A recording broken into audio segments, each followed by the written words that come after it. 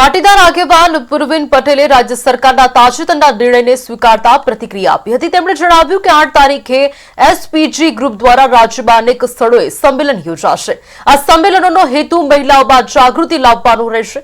પૂર્વિન પટેલે જણાવ્યું કે ગાંધીનગર ખાતે એસપીજી ગ્રુપ અને પાસના આગેવાનો સાથે બેઠક યોજાશે, જેમાં નવા નિર્ણય અંગે ખાસ ચર્ચા કરવામાં આવશે। તેમણે સ્પષ્ટ કર્યું કે રાજ્ય સરકારના નિર્ણયને આવકારવા યોગ્ય ગણાવી શકાય છે।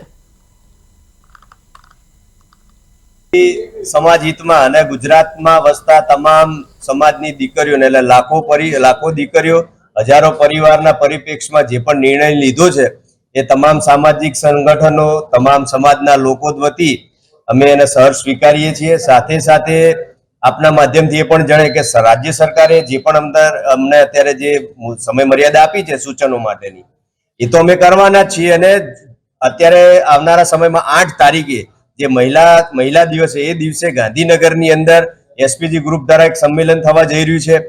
તમામ જુદા જુદા વિવિધ તાલુકા જિલ્લાઓમાં અમે સંમેલનો કરવાના છીએ। રાજ્ય સરકારે તો આપણા હિતમાં નિર્ણય લીધો છે, પણ સામાજિક આગેવાન તરીકે અમારા સંગઠન વતી અમારી પણ ફરજ છે કે સમાજની અંદર જાગૃતતા લાવવી।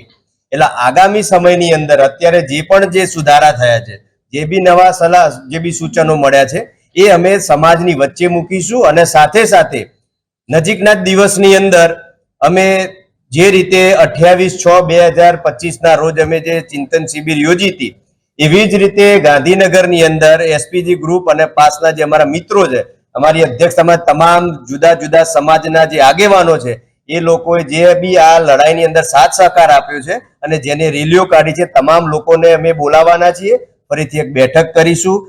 જે પણ રીતે કોઈ પણ જ્યારે ઠરાવ પસાર થતો હોય છે ત્યારે નાની મોટી ક્ષતિઓ હોય છે, એના વિશે જે પણ સુધારા છે, જે સૂચનો છે તમામ સામાજિક આગેવાનોની સાથે રહીને અમે લઈશું અને આપની સમક્ષ અને રાજ્ય સરકાર સમક્ષ રજૂ કરીશું। હાલ અમે આ વિષયને આ નિર્ણયને